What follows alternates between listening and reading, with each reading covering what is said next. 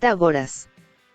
Es una figura legendaria que da origen a una escuela, más bien, hermandad o asociación religiosa en la que estudiaban igualmente hombres y mujeres cuya posterior influencia será enorme. Pocas cosas se saben del Pitágoras histórico y de los primeros pitagóricos. Estos últimos tenían tanto respeto a la figura del maestro que posiblemente muchos de los hallazgos matemáticos realizados por ellos se los atribuyeran a Pitágoras mismo. También parece que tenían en la comunidad una regla de secreto que castigaba divulgar la doctrina pitagórica. Se cree que fue el primero en llamarse a sí mismo, acto de humildad del consciente de lo mucho que le falta por aprender. Lo que da acceso a la naturaleza es la razón, pero entendida como razón matemática. Los únicos 5 poliedros regulares suelen denominarse platónicos, por el estudio que realiza este sobre ellos, pero parece ser que fueron descubiertos por los pitagóricos. Hay una correspondencia entre las cosas y los números, que solo capta la razón. Gran importancia debió tener el descubrimiento de Pitágoras de que los intervalos de la escala musical podían expresarse en relaciones numéricas, al observar la relación entre las longitudes de cuerda de una lira y el tono producido. Uno de los hallazgos que suponemos más satisfacción causaría a Pitágoras fue el teorema que lleva su nombre. Su muerte real no está clara.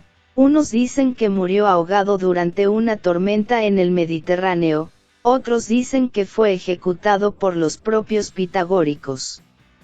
En el pensamiento pitagórico hay también un aspecto místico, transmigración de las almas, con el correspondiente parentesco entre los seres vivos, y las reglas de abstinencia y prohibiciones. Siguiendo las doctrinas órficas, defienden una concepción dualista del hombre, formado por cuerpo y alma. El alma es inmortal y pertenece al mundo celeste, el cuerpo es mortal y pertenece al terrestre. Cuando el cuerpo muere, el alma se reencarna en otro cuerpo, en función de su comportamiento, y solo podrá volver al mundo celeste tras la purificación que le libere del mundo terrestre. Precisamente, las reglas de abstinencia y prohibiciones son reglas de purificación. Los pitagóricos serían los primeros vegetarianos de la historia, ya que tendrían prohibido comer animales, tampoco habas, junto con numerosas reglas rituales, sacrificar y orar descalzo, al calzarse comenzar por el pie derecho, y morales, amistad, altruismo, honestidad. Parménides de Elea sostiene que el ser es y el no ser no es. Además, es lo mismo ser que pensar. De aquí se deducen rigurosamente unas paradójicas consecuencias. El ser es inmóvil, ingénito, eterno, imperecedero, macizo, sin partes, redondo, inmutable. Nada se mueve ni cambia. Todo es uno. Es el primero que distingue entre doxa y episteme, entre apariencia y realidad. Lo que vemos es apariencia, fenómeno. No es verdad. Lo verdadero es lo que procede del pensamiento, lo racional, que el ser es y que el no ser no es, luego nada se mueve. La razón es la única fuente válida de conocimiento, vía de la verdad. Los sentidos, vía de la opinión, nos ofrecen meras apariencias. A partir de una única realidad es imposible que surja la pluralidad, en contra de lo que afirmaban los milesios. Supongamos que originariamente solo existía agua. ¿Por qué no sigue habiendo solo agua? Si solamente había agua, esta no pudo generarse a partir de otra sustancia, que, por hipótesis, no había, ni puede transformarse tampoco en otra cosa o desaparecer, que podría hacerla desaparecer o transformarse si nada hay aparte de ella.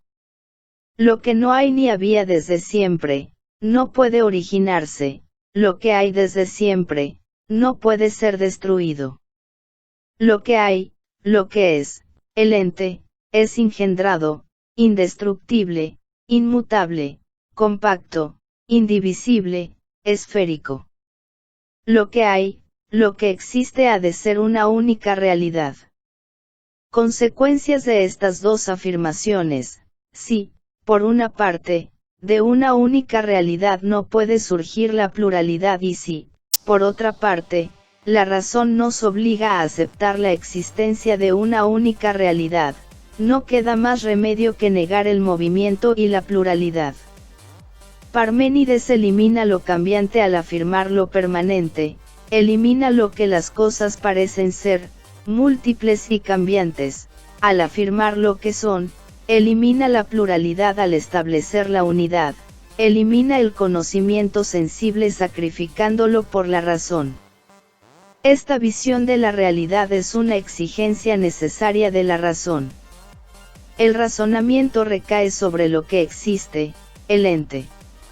En resumen, rigor de la deducción lógica a partir del principio de identidad, lo que es, es. Empédocles de Agrigento. Sacerdote, místico, predicador ambulante, político, médico, poeta. Se dice que la muerte le vino al arrojarse al Etne. Formula la teoría de los 4 elementos, tan influyente ella en Occidente. Hay 4 elementos: fuego, agua, aire y tierra. Unos son secos y otros húmedos. También los hay calientes y fríos. Hay 2 principios supremos, el amor, eros, y el odio, neikos. El amor une y el odio separa. El universo evoluciona desde el primer momento, en el que domina el amor y todo está junto, hasta el momento último en el que todo está separado de todo, puesto que domina el odio. Este ciclo es eterno. Todo lo que hay se ha formado a partir de la mezcla y separación de estos 4 elementos, todo responde al movimiento mecánico de estos elementos. Existen 2 fuerzas externas que impulsan a estos movimientos de mezcla y separación: el amor, que lleva a la unión, y la discordia, que impulsa a la separación. Así se han formado los periodos de constitución del mundo, según vaya predominando una fuerza u otra. Demócrito es el creador de la doctrina atomista. El arjé está constituido por 2 principios, átomos y vacío.